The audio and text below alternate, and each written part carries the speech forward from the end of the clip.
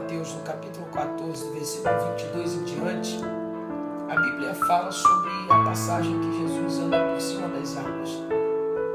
O texto sagrado diz que Jesus ele manda os discípulos entrarem no barco, vai para outra margem, despede a multidão e sobe para orar no monte.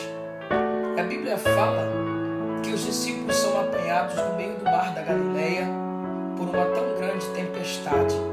O mar da Galileia ele também era conhecido como mar de Tiberíades ou lago de Genezaré. Por quê? Porque na verdade ele nunca foi um mar, ele sempre foi um grande lago de águas doces. E os historiadores dizem que o mar da Galileia ele era alimentado pelas correntes do Jordão que descia das cordilheiras do Monte Hermon e descia, alimentava o mar da Galileia e depois caíam para o Mar Morto. O mar da Galileia ele também era conhecido pelas suas tão grandes tempestades, geralmente nos horários da madrugada.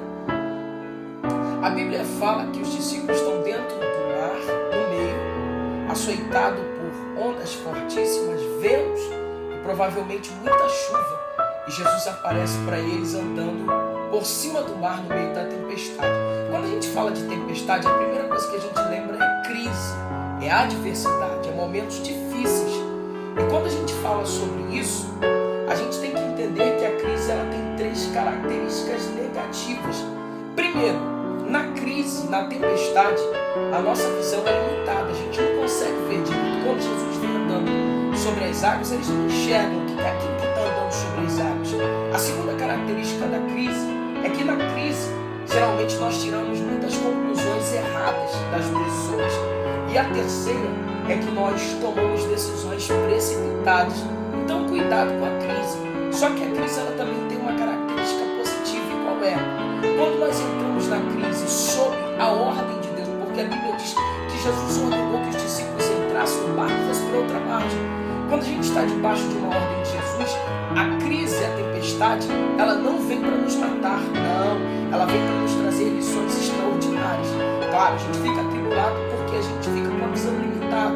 A gente fica atribulado porque a gente tira conclusões erradas de tudo e de todos. A gente também fica atribulado porque tomamos muitas decisões precipitadas, mas aprendemos lições extraordinárias. Primeiro, quando Jesus vem andando por cima das águas, a primeira lição que Jesus estava ensinando para aqueles discípulos é o quê? É que quando ele anda por cima das águas, aquilo que mais apavorava eles eram as ondas fortes que sacudiam o barco. Por quê? Porque as águas do Mar da Galileia desciam pelas correntes do Jordão, vindo do território das montanhas, Cordilheira dos Hermons. Junto com essa água, vinham também as porcelas de ventos gelados que sacudiam as ondas e geravam ondas altíssimas. Então, quando Jesus anda por cima das águas, ele está ensinando para os discípulos que aquilo que mais os assusta e os apavora estão debaixo dos seus pés, ou seja, sob o seu controle, sob o seu comando. Quando a Bíblia diz que Jesus ordena que o mar se aquieta, o vento se acalma, isso também significa que a nossa adversidade ela está na ponta da língua de Jesus. Quando ele disser basta, basta, acabou.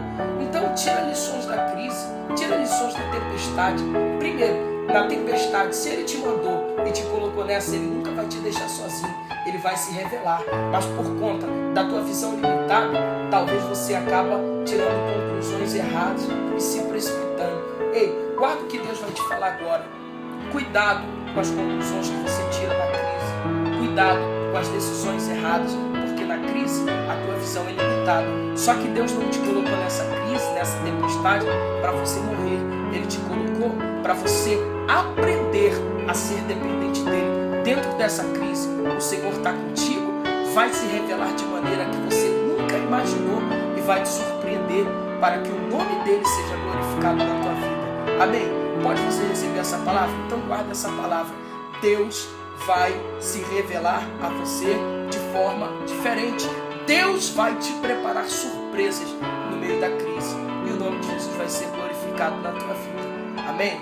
Que Deus em Cristo continue te abençoando.